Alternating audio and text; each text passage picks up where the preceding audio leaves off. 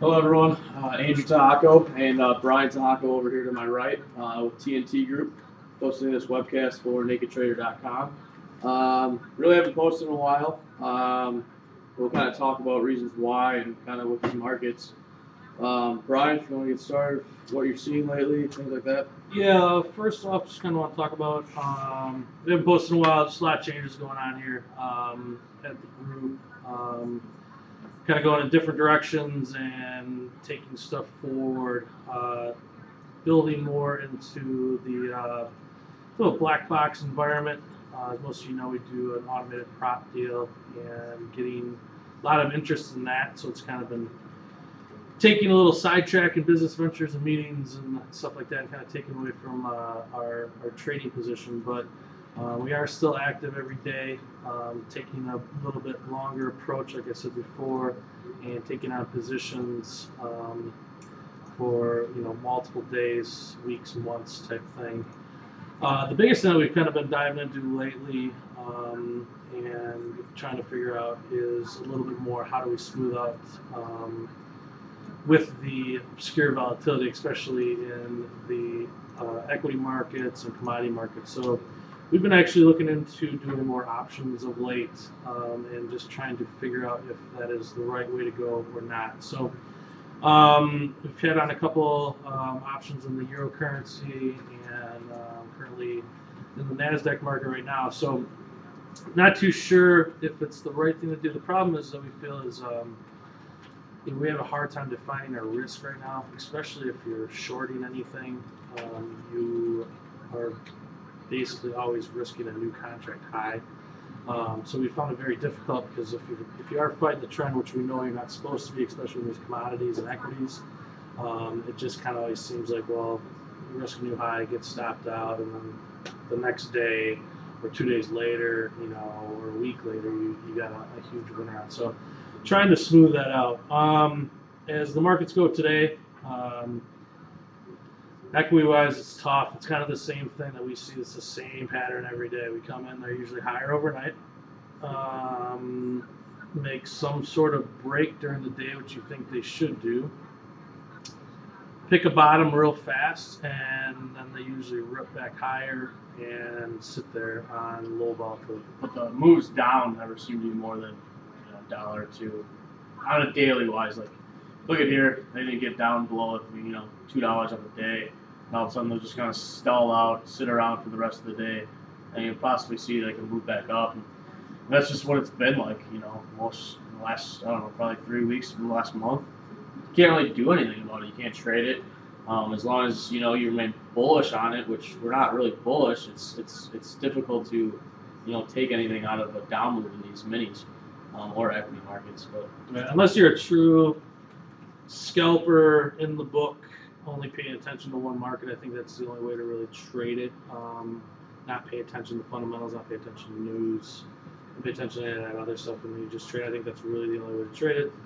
On the short side, there has been money to be made the last couple of weeks, but you have to be really smart about it and pick your spots and take your winners. I mean, that's the big thing. My biggest problem of late is get some on, get out of some, hold on to some, and they always just kind of seem to come back. I mean, the mean reversion trade, it's either mean reversion or momentum, and if you're that style, it's fine, and if you get out, but the whole problem is if you try to carry something for a long duration hold, it hasn't panned out of late. So, and this 1335 area in these minis, a lot of people have been talking about it, either in the Twitter world and CNBC. It is kind of a big resistance area, and we have been holding here the last couple of days. So it's going to be interesting to see if we can get a push, lower, more than just this 10 handles that we have been seeing. Get a push lower. I mean, that's kind of the area I think we need to hold below if you are bearish equities. And then going over to the euro-wise, I mean, we saw the ECB the other day, and we talked about it kind of in our blog on Naked Trader as well as could it possibly be a sell in the euro after the ECB? And we did get short. Brian put on some options to try and stay short. But again, nothing really panned out. Friday, you saw a huge move up in the euro, which that could have been more of a dollar play with the whole budget thing going. With all that, with the government, But I think still you could possibly look to get short.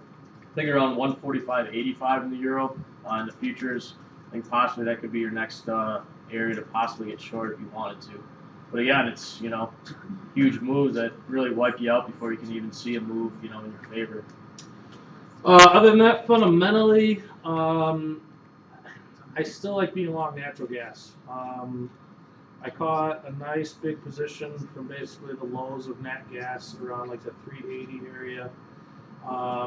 We had a nice ride up to 450, peeled out of a bunch of them.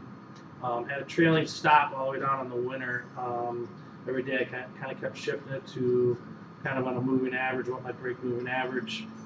Got stopped out at like 428 on the follow through down, which was fine. Just got back long again last week. Got a little bit of money into it. I really like that area holding above like 403. Actually printed down I think 399 today. So fundamentally, I still like being long nat gas. It's tough. I was trying to short some oil against it, and like I said, the duration oil like you see today. I mean, it's just insane. The moves are just so hard, and the risk to reward is just not worth it. It's better to scalp intraday. I mean, I love scalping oil intraday. That's probably your best play, but long-term fundamentally, the risk is just too high right now.